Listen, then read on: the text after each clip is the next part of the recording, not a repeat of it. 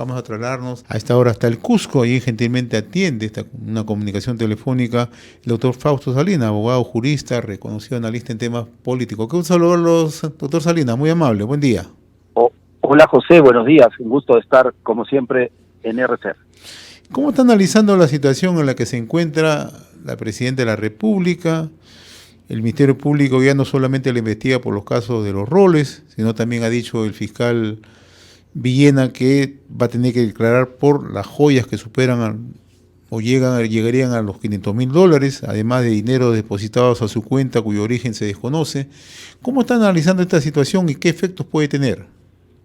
Bueno, mira, lo primero que hay que hacer es entender que esta situación es el síntoma, es la evidencia de un grado de descomposición de nuestra política y de nuestra clase política. Elegimos mal, tenemos un sistema político donde el incentivo hace que personas de baja calidad moral accedan a la política desde diversos sectores. Aquí no hay que satanizar y decir que solamente la izquierda que está en el poder es la que hace estas cosas. Hay muchos sectores, hay muchos actores, políticos involucrados en este tipo de actos de corrupción en los diversos escenarios y campos de la política. Pero ese es, digamos, el síntoma. Pero yendo a la perspectiva de lo que puede pasar, aquí tenemos dos cosas que considerar: la cuestión política y la cuestión jurídica o judicial. En materia política, lo que va a pasar es si es que aquí hay un escenario para una vacancia. La ecuación política está de tal manera armada que es casi imposible que haya una vacancia, porque el gobierno está sostenido en varias fuerzas políticas. Entonces es difícil que se pueda conseguir una vacancia por esta razón, convirtiendo estos hechos en un escenario de incapacidad moral que se podría dar porque finalmente es un tema abierto a la interpretación de los congresistas. Pero esta situación probablemente no se va a dar porque la ecuación política va a permitir la estabilidad. Eso desde el punto de vista político. Entonces, una vacancia es un escenario poco probable que se vaya a dar por lo menos ahora, y menos con un presidente del Congreso con tan pocas credenciales como para sustituir a la señora Boluarte, y además porque la vacancia supondría licuar y desaparecer al sector político que está en el Congreso. Ahora bien, desde el punto de vista judicial, en la medida en que la presidenta o el presidente tiene una protección que determina que no puede ser acusado mientras está en el cargo, eso significa que van a seguir las investigaciones. Vamos a tener mucho ruido, mucho escándalo de la Fiscalía y todo lo demás, pero no vamos a tener una acusación y la presidenta no puede ser apresada, ni juzgada, ni nada por esto, hasta el 29 de julio del 2026 que deje el poder. Que después de esa fecha la presidenta las tiene bien complicadas, seguramente que sí. Esto es este es el escenario jurídico previsto en la Constitución. ¿Por qué? Porque hay que explicarle esto a la ciudadanía. No está previsto para proteger a los bandidos, a los corruptos, sino está previsto para protegernos a nosotros, porque si no, el juego político entre grupos políticos haría que cada semana se echen abajo un presidente. Entonces lo que necesitamos es que el presidente de la República, sea cual fuere, tenga un nivel de protección para que termine su periodo. Lo que sí, y con esto termino, debe llevarnos a parar las orejas al nivel de Contraloría, Fiscalía, Procuraduría, para vigilar a la presidenta, porque una presidenta que exhibe joyas de miles de dólares quiere decir que está haciendo algo que no está bien. Entonces hay que vigilar esa situación y hay que dar señales a ver si el nuevo premier que ha recibido la confianza pues da señales claras en una dirección distinta. Ahora, vamos a tener un camino bastante dificultoso en los próximos días, en las próximas semanas, en los próximos meses. Esto puede dar lugar a la posibilidad de un adelanto de elecciones. Hay quienes apuestan para adelanto de elecciones este año y otros que dicen no, si hay adelanto de elecciones hasta el 2025. ¿Se puede dar esta posibilidad? No la veo, José. ¿Por qué razón?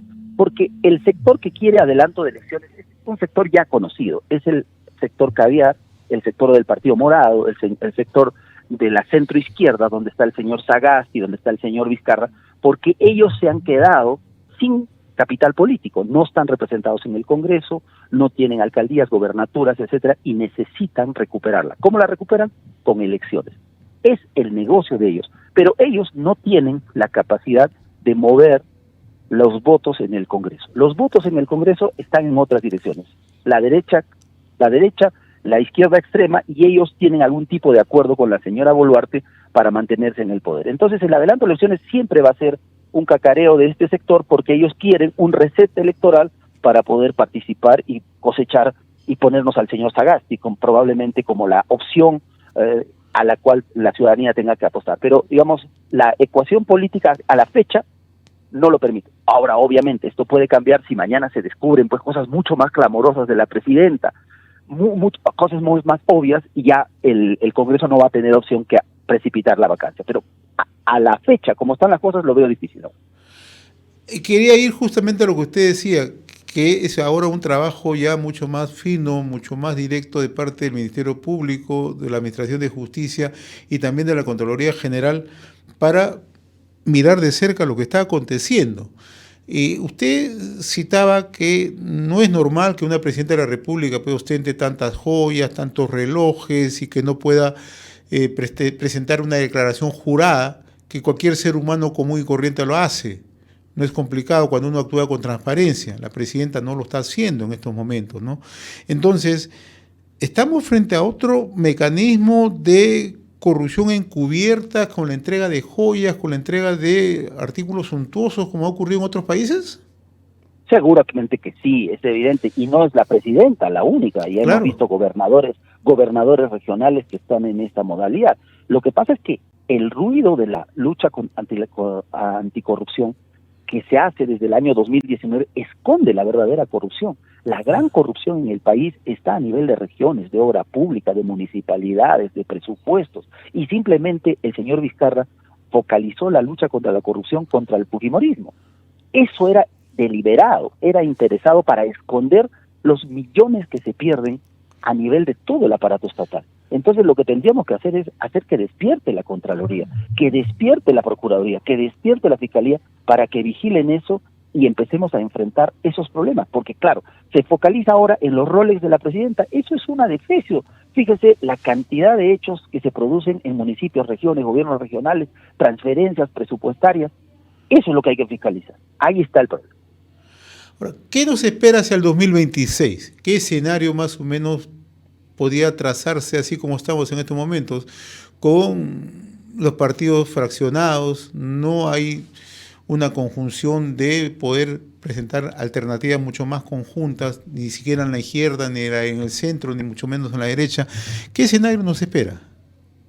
El escenario es muy malo, porque los partidos políticos no están dando señales de avanzar, de modernizarse, de poner cuadros más valiosos para ofrecerle al electorado el 2026. Entonces, en un escenario de adelanto de elecciones o de vacancia, esto sería aún peor, porque estarían en peor situación los partidos. ¿Qué se debiera hacer hasta el 2026? La izquierda tendría que entender que no puede seguir impulsando candidaturas como la de Pedro Castillo, o como la de Vladimir Cerrón, o la de Antauro Humala, o personajes de esta característica. La izquierda tendría que empezar a madurar y poner una propuesta política razonable que converse con el mercado. Es decir, los teóricos de la izquierda a nivel mundial entienden de que el capitalismo y el mercado son una condición básica y sine qua non para el desarrollo de políticas de izquierda. Es decir, acá tenemos izquierdistas antediluvianos, trasnochados, que están queriendo ir contra la realidad del mundo. Entonces, una candidatura de izquierda sólida que converse con el mercado tendría que ser una opción. En la derecha tiene que haber una candidatura pues que no esté colgada de los hábitos. No podemos tener en la derecha una candidatura cuyos parámetros y cuyas principales preocupaciones sean los dictados del Opus Dei o sean los dictados del conservadurismo más rancio del país. La derecha también tiene que tener una propuesta mucho más inteligente, abierta, y tiene el acicate del esfuerzo que ha hecho Milei, por ejemplo, en la Argentina. Deberíamos engendrar ahí una candidatura genuinamente liberal que abra la economía, que genere la competencia y que no esté al servicio del interés mercantil de los empresarios.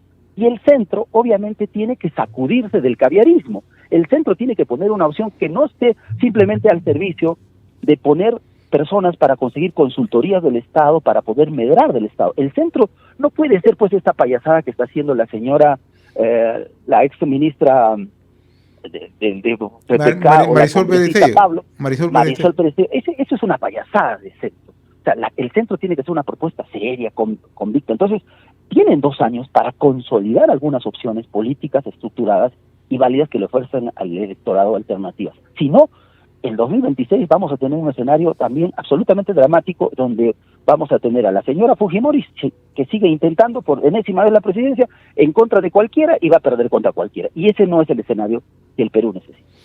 Ahora, El escenario que se presenta para el presidente es más que complicado, doctor Salinas. Nosotros quisiéramos que las cosas mejoren, pero todo parece indicar que no es así. O sea, no es necesario tener una bola de cristal, porque con el alto nivel de desaprobación y además el poco engarce que tiene con la población, le va a ser difícil manejarse. O sea, si no se puede manejar la presidenta, ¿cómo se puede manejar el gobierno?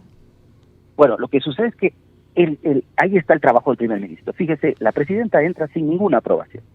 En diciembre y enero diciembre del 22 y enero del 23, la presidenta no tenía ningún nivel de respaldo. Lo consigue a través de un manejo político razonable con el señor Otalo. Pero entonces, el papel es de Adrián Sen. O sea, Adrián Sen tiene que dar señales claras de que está construyendo una gobernabilidad, primero, con los partidos, y segundo, con hechos, con resultados, con reactivación, con austeridad, con goles.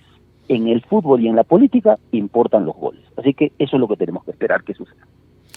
Doctor Fausto Salinas, como siempre, muy reconocido por permitirnos esta comunicación a través de RCR, Red de Comunicación Regional. Le agradezco, como siempre, la cortesía. Muy amable. Buen día.